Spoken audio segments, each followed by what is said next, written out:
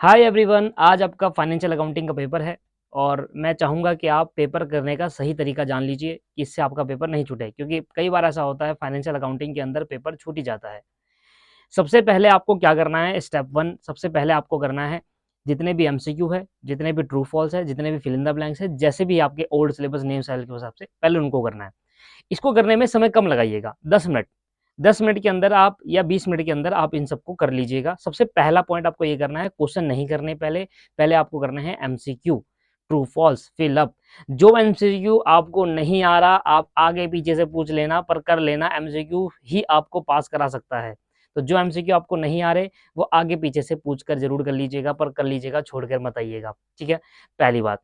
दूसरा आपके पास है कि अब हमारे क्वेश्चन नंबर 2 से लेकर आगे क्वेश्चन होंगे, उसके अंदर हमें क्या करने हैं, हमें कुछ सिलेक्टिव क्वेश्चन, मतलब हमें 7 में से 5 क्वेश्चन सिलेक्ट करने हैं। अब उसमें से वो क्वेश्चन उठाना जो क्वेश्चन आपके पास कंफर्म्ड है कि आपको आता ही आता है। पूरे पेपर के अंदर कई ऐसे क्वेश्चन होंगे जो आपके कंफर्मली आता होगा, ठीक है जी, वो उठा लीजिएगा। अब देखिए, सबसे पहले ये जरूरी नहीं है कि आप अगर क्वेश्चन नंबर 2 उठा रहे हो, उसका ए पार्ट कर रहे हो और बी पार्ट आपको नहीं आता, तो बी पार्ट आप बाद में भी कर सकते हैं। जरूरी नहीं है कि क्वेश्चन नंबर 2 में ए पार्ट करोगे तो बी उसके साथ ही करना है, ऐसा जरूरी नहीं है। तो अगर क्वेश्चन नंबर 2 उठा रहे हो, उसका ए पार्ट आपने अभी कर लिया, तो क्वेश्चन नंबर 2 का बी पार्ट बाद में कर लेना, ये भी चल सकता है। तो आप उस नंबर्स ऑफ क्वेश्चन को पहले करिए जो क्वेश्चन आपके पास कंफर्म्ड है कि आते आते हैं, ठीक है, क्योंकि कंफर्म है। अब वो क्वेश्चन उठाइए जिसमें आपको डाउट है कि हाँ, मैं इस क्वेश्चन को कर सकता हूँ, आधा कर सकता हूँ, पर आधा में से हो सकता है।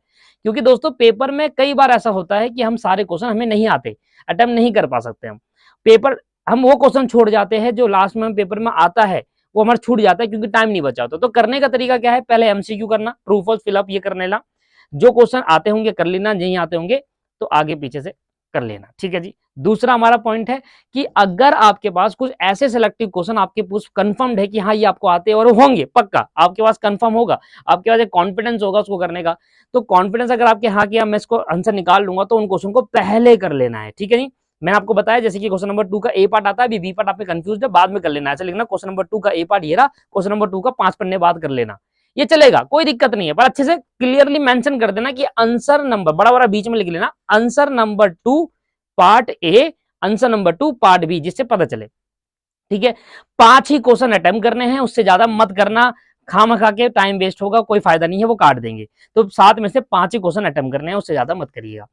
इसके बाद वो क्वेश्चन उठाइएगा जो क्वेश्चन आपको नहीं आता या जो क्वेश्चन में आप थोड़ा बहुत कर सकते हैं, तो उन क्वेश्चन को लास्ट में करिए। कल को अगर मतलब मान लो अगर 3 घंटे में नहीं पता, तो आपको तो आता भी नहीं था या आपको पता भी नहीं था चीजें कैसे करनी है, ठीक है, तो वो छूट भी जाएगा तो इतना दुख नहीं होगा, पर दुख वहां होगा जब आपको क्वेश्चन आता आता हो और छूट जाए। सही आ गया, तरीका समझ में आ गया, कृपया करके ये तरीका फॉलो करिए और मेरी तरफ से ऑल द वेरी बेस्ट। आपका एग्जाम बहुत अच्छा जाए, बहुत अच्छा जाए, जितने भी मेहनत आपने करी वो आपकी मेहनत आज रंग लाए, पेपर में बैठकर ऐसा लगे कि मुझे सब आता है, ये फील हो आपको।